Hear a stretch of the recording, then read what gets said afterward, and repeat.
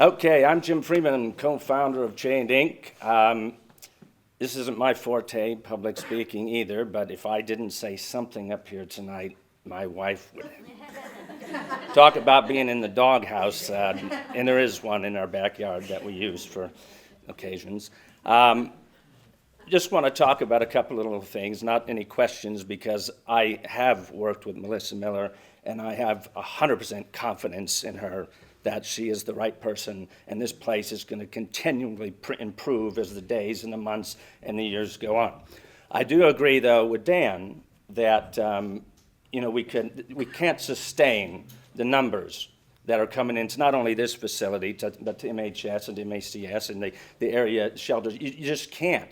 So the responsibility, and I know that this may come across as a little harsh, but the reality, and I like to deal in reality, is the reality of it is, with some exception, we know we have dogs that are dumped into Detroit from the suburbs, but the reality is that this problem is because of the citizens of Detroit.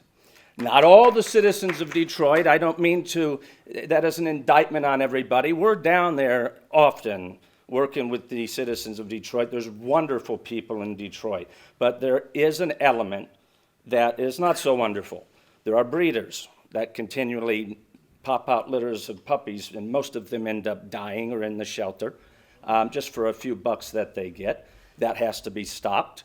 There are dog fighters. There should be minimum prison sentence for dog fighters.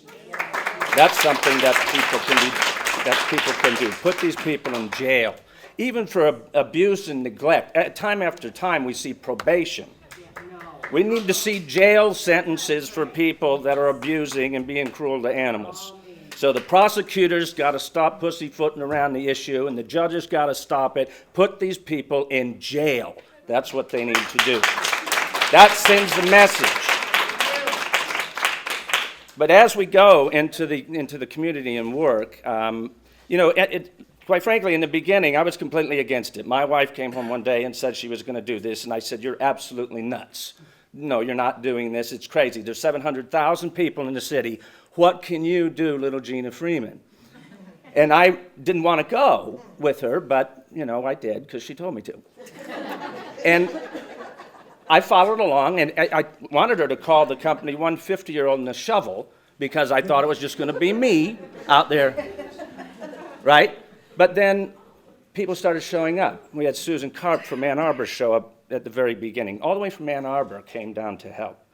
And then the next job, we had more people show up. And by the third or fourth job, we had 15, 20 people there. And I started seeing the magic. And the magic is, and what got me bought in, and up until 8 months ago, all I did was dig ditches with the shovel, and I built kennels and fences and helped the dogs in the field. I didn't do any of the political stuff. I didn't do any of the speaking. I didn't do any of the anti-tethering stuff that I'm now being called upon to do. And I'm pretty certain that there's a lot of people that kind of wish I stayed back doing the ditches and the trenches and such, because I am really passionate about this, and I don't intend to stop, and I intend to push for what's right, and I intend to continually fight for this, because when I got out there, I started seeing the magic. The magic is you go in and you see this little prisoner, this little sunken-eyed animal, this dog out there, and all they want is love. I mean, they just want to play. They want to be a dog. They want to be off that chain, running around the yard, playing with the kids, hanging out in front of the fire and the bed. That's what they want. That's what they're about.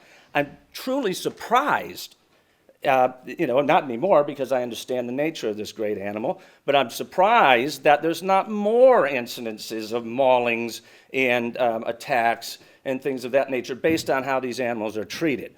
But it goes to the nature and the resiliency of this great creature that we call dog, that they're able to instantly go off that chain and literally instantly become a dog again, just like that.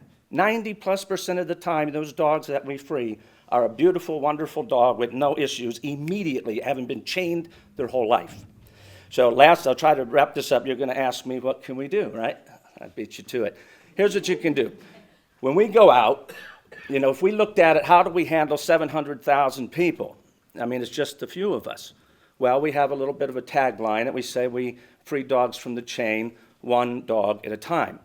And that's what you can do. You can go to one house at a time. You can go to one neighbor at a time. You can help one dog at a time. Hopefully it'll have a cause and effect of where people will start buying in and it'll continually grow. If you can have a chance to get on the radio, get on the radio. If you have a chance to get on TV, go to schools and talk to the kids. How about go to church and get the pastor to let you sit in and talk to the people that are captured audience there? They're not going to get up and walk out on you. Those are the things that you can do, one dog at a time, and we'll lick this problem. We're going to make it better. And I thank God for all you people and all the people that aren't here tonight that help us. You're just wonderful, wonderful human beings, restored my faith in humanity. Thank you much.